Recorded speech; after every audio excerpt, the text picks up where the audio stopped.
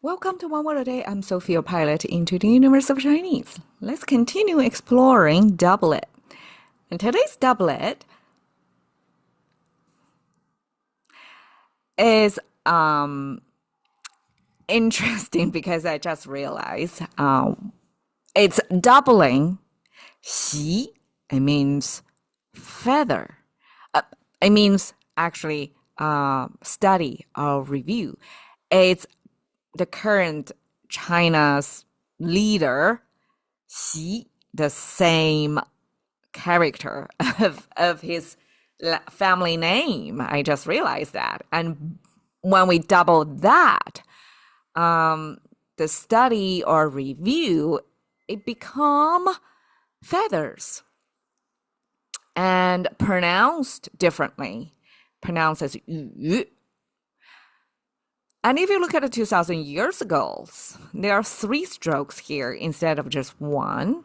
And it literally, visually depict a pair of wings with these stripes on them. That looks like stripes, but depicting the long feathers. And yu, indeed, is this long feather. And I would imagine it's feathers. Just like in English, it's sometimes we pluck the feathers, feather from birds to use it as a pen, right? It's as a container for writing. But before then, if feathers still on the bird, it's a plural form. So just like English already have this plurality in that, Chinese have this double down of this pair of wings. And that's yu. All right, we have simple feather-related expressions. And all of these characters are painting this visual imagery. At least in my mind, I can just look at these. I can almost see pictures in front of me simply because Chinese language is so pictographic. And even if they are simplified Chinese, as we can see, it went through quite some transformations, sometimes misleading, right? But still, when I see these imageries, I have like vivid image in my mind. Okay, 羽翼丰满. So if 羽 means feathers and 翼, we already see 羽 on top of it. And at the bottom is the sound maker. Together, it means wings. And 羽翼 simply talking about the same thing, except 羽 talking about feathers, and 翼 talks about wings paired together. So you get it. This is feathers and wings. 丰满. 丰, we use that to describe a harvest. We have lots of crops in a container. So that's 丰. You can see 3 stripes. 3 strokes in here horizontally simply means highly stacked up. You can almost visualize as a harvest.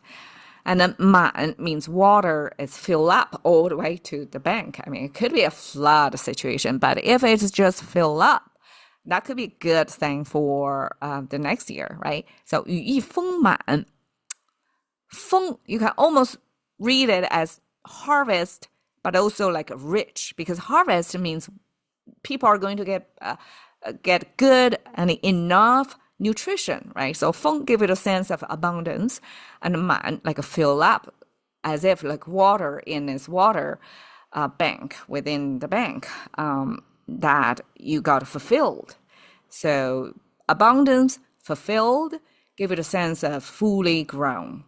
And 羽翼丰满 is a Chinese expression to say some, I guess, young people finally developed their body and mind to become self-standing human being. That, I guess, what is it called? Passage of growth was obvious in the past as in today, in China as well, in our other cultures. So 羽翼丰满 It's simply a Chinese way to pick the bird, like humans observing on birds when their feathers and wings are grown to its full form and feng, like full of energy, then they are able to fly finally to do their bird thing, right? So that's a Chinese use the bird's development stage to symbolize, to refer to a human development. 羽扇纶巾.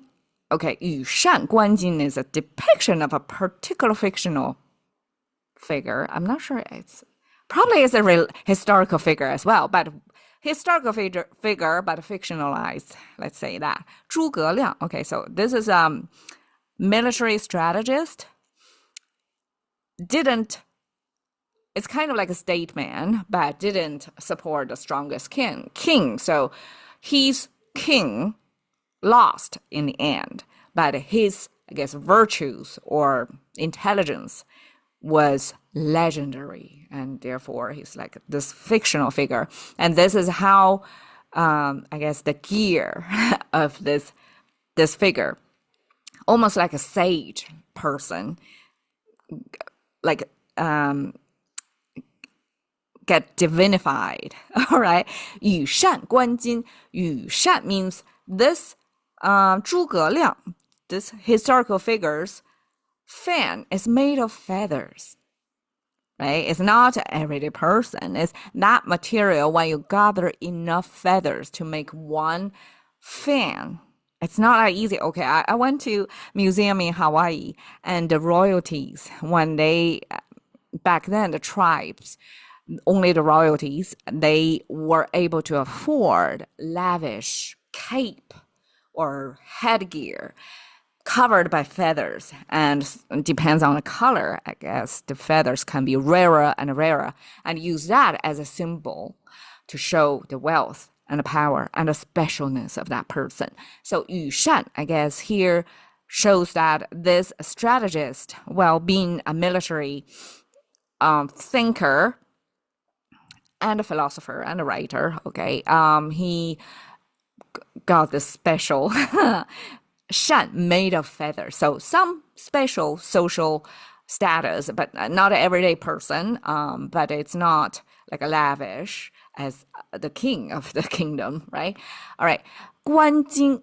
冠巾 is a special expression describing the headgear that's in kind of a black tail or black binding tapes, something like that. I don't exactly know, but that was the ancient headgear for, I guess, literature people, people of a certain status, probably because of either the color is special or the way the headgear is shaped is special, but people who wear that shows like, okay, they're for sure not working in a farm.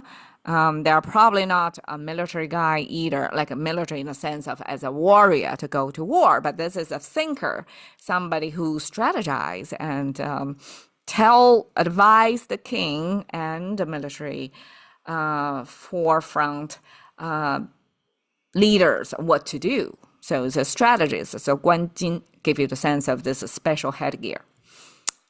霓裳羽衣. Okay, so out of the three expressions, this one is the most colorful because 霓 is this double rainbow. So when we see rainbow, if it's double layered, the second layer, the less bright, but it's bigger, right? Because it's the outer layer outside the first arch. That's 霓 in Chinese. And so you can see it's a rainbow color, but it's not striking, not bright. It's kind of subtle, but rainbow color. Okay, 裳 is the top, decorated top. You can see 裳 and 衣, they share this 衣 element. So that gives you right away, it's apparel, and 裳 means the top. And normally, I mean, Chinese is very practical. If you want to draw attention, they decorate the door frame on the upper level of the door because their eyesight is on the upper side of the door, and they spend money to decorate out the door on the upper half of it. And the shang, same, like when you look at a person, the most striking part probably is around the neckline. It's the top, the sleeves, and all that decoration, a whole rich culture of how the personal adornment in the past to use color to embroider like silk, right? All that from China. And this shang means this highly decorated top. So it's not tank top. It involves lots of hours of hand sewn work to show the delicate patterns and goodwill, incorporated all that into this garment. Okay, 羽衣 feathered clothing. It didn't say exactly what clothing, how the feather was incorporated. But I guess, I mean, in the fashion shows, occasionally we can see feather was incorporated into skirts or gowns, some extravagance, right? Same idea as the Hawaiian royalty. But this was used to describe the kind of decoration of the piece of outfit, and it's worn by a dancer back then, because we have 霓裳羽衣舞, the dance, where this rainbow color decorated top and this feathered other garment, other piece of the garment, because the E is not specified which part. So 霓裳羽衣gave you the sense of the ancient dancer in the full costume, probably costly as well because it involved feather and this changing color, this shimmering iridescent color, as if it's a rainbow color. And yeah, that's 霓裳羽衣. Here is beautiful, pretty consistent colors and close-up of the feathers, how that looks. Thank you for your time. See you another day.